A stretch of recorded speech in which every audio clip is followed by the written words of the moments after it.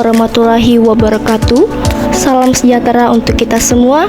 Om Swastiastu, Nama Budaya, Salam Kebajikan. Perkenalkan, kami dari kelompok 6 dengan anggota Divya Gayatri Pratnya Putri, Gusti Ayu Sri Widari, Natasha Indah, Muhammad Putra Ramadan, dan juga Iswar Hidayat. Pada video kali ini, kami akan menjelaskan tentang materi kimia, yaitu minyak bumi. Adapun yang akan dipelajari yaitu pengertian komposisi minyak bumi, proses pembentukan minyak bumi, untuk memperoleh minyak bumi, salah satu fraksi pengolahan minyak bumi, dan yang terakhir yaitu dampak.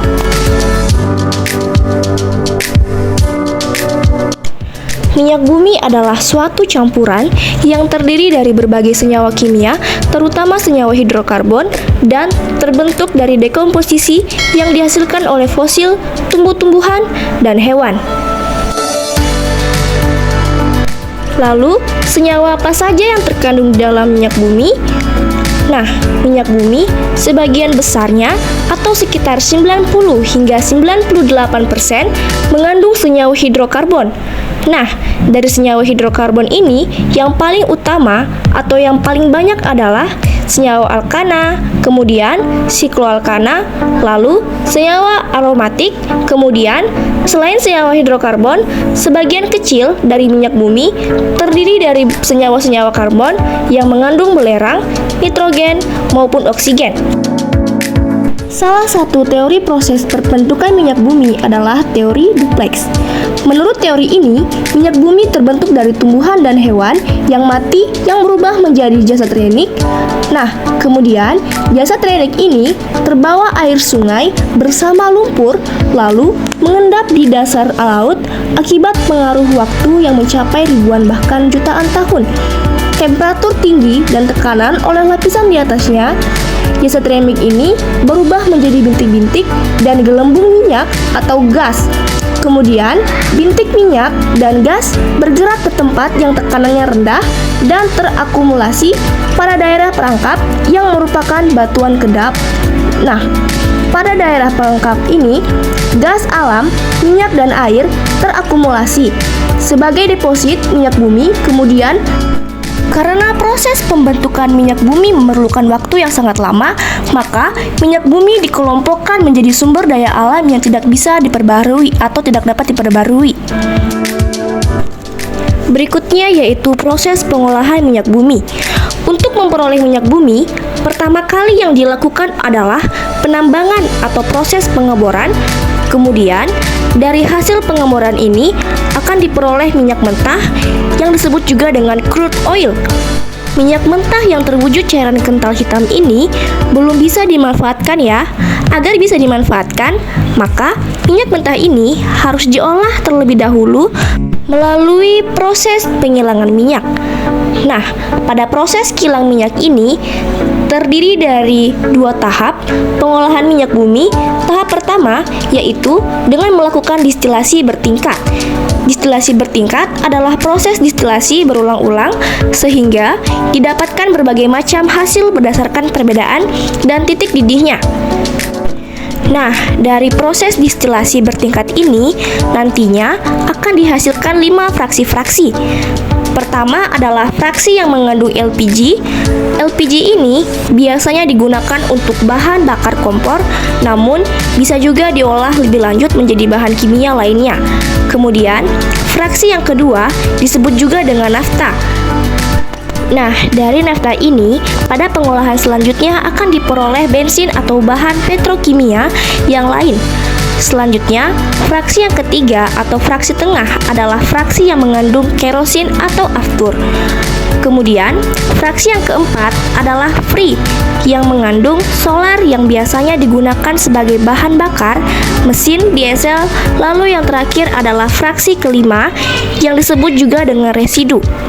Residu ini berisi hidrokarbon rantai panjang dan dapat diolah lebih lanjut pada tahap kedua menjadi berbagai senyawa karbon lainnya, dan sisanya sebagai aspal dan lilin. Sekarang kita lanjut ke proses pengolahan minyak bumi. Pada tahap kedua, pada pengolahan minyak bumi, tahap kedua ini dilakukan berbagai proses lanjutan dari hasil penyulingan atau destilasi. Pada tahap pertama, proses-proses yang dimaksud yang pertama disebut dengan perangkahan atau cracking. Pada proses perengkahan yang dilakukan adalah perubahan struktur kimia senyawa-senyawa hidrokarbon yang meliputi pemecahan rantai alkilasi atau pembentukan alkil polimerisasi atau penggabungan rantai, koreformasi atau perubahan struktur, dan isomerisasi atau perubahan isomer. Kemudian, proses yang kedua disebut dengan proses ekstraksi, yaitu pembersihan produk dengan menggunakan pelarut. Selanjutnya, proses yang ketiga disebut dengan kristalisasi, yaitu proses pemisahan produk-produk melalui perbedaan titik cairnya. Nah, proses selanjutnya disebut treating, yaitu pembersihan dari kontaminasi. Kemudian, bagaimana fraksi atau hasil pengolahan minyak bumi? Nah, berikut merupakan fraksi atau hasil pengolahan minyak bumi dan kegunaannya. Oke, sekarang kita lanjut lagi membahas salah satu fraksi atau hasil dari pengolahan minyak bumi, yaitu bensin. Bensin adalah fraksi minyak bumi yang mengandung N-heptana dan iso-oktana. Kemudian, bensin ternyata terbagi lagi menjadi beberapa jenis. Nah, pembagian jenis-jenis bensin ini itu berdasarkan dari kualitas bensinnya, di mana kualitas bensin itu ditentukan oleh bilangan oktan. Semakin besar bilangan oktan, maka semakin baik kualitas bensin. Apa itu bilangan oktan? Bilangan oktan adalah ukuran kemampuan bahan bakar mengatasi ketukan ketika terbakar dalam mesin. Bilangan oktan ini juga menunjukkan jumlah iso-oktana dalam bensin. Jadi, salah satu jenis bensin yaitu premium memiliki bilangan oktan 80. Nah, artinya 80% dari premium. Ini terdiri dari iso-oktana, sedangkan sisanya yaitu 20% terdiri dari N-heptana. Minyak bumi sebagai sumber energi memberikan manfaat yang sangat besar. Akan tetapi, penggunaan bahan bakar dari minyak bumi, terutama bensin, juga menghasilkan dampak negatif bagi makhluk hidup dan lingkungan. Hasil pembakaran bensin menjadi sumber polutan udara yang utama. Sebagaimana senyawa hidrokarbon lainnya, pembakaran bensin dapat terjadi melalui dua cara, yaitu pembakaran sempurna dan pembakaran tidak sempurna. Pembakaran bensin secara sempurna menghasilkan uap air dan karbon dioksida. Reaksi pembakarannya ditulis sebagai berikut.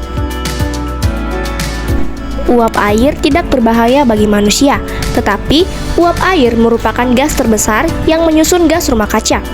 Sementara itu, karbon dioksida merupakan gas yang tidak terlihat dan tidak berbahaya bagi manusia.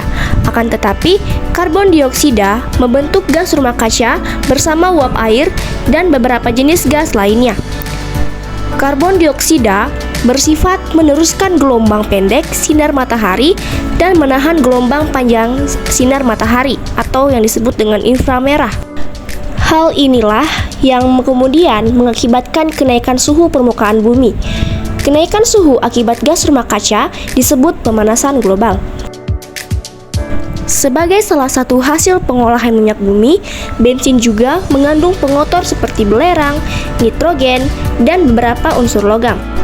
Pada saat bensin dibakar, unsur-unsur pengotor dalam bensin akan membentuk senyawa oksida, yaitu oksida belerang, oksida nitrogen, dan oksida logam. Oksida belerang terdiri atas gas SO2 dan SO3. Gas SO2 ini mengakibatkan gangguan pernapasan dan pencernaan, sakit kepala, sakit dada, serta gangguan saraf. Apabila gas SO2 terhirup, SO2 akan bereaksi dengan air di dalam saluran pernapasan membentuk asam sulfit yang bersifat korosif. Jika gas yang terhirup adalah SO3, akan terbentuk asam sulfat yang lebih berbahaya dibanding asam sulfit.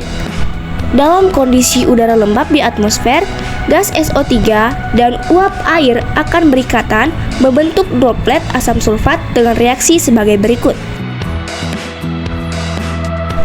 Droplet asam sulfat juga terbentuk saat gas SO3 bereaksi dengan air hujan, sehingga timbul hujan asam.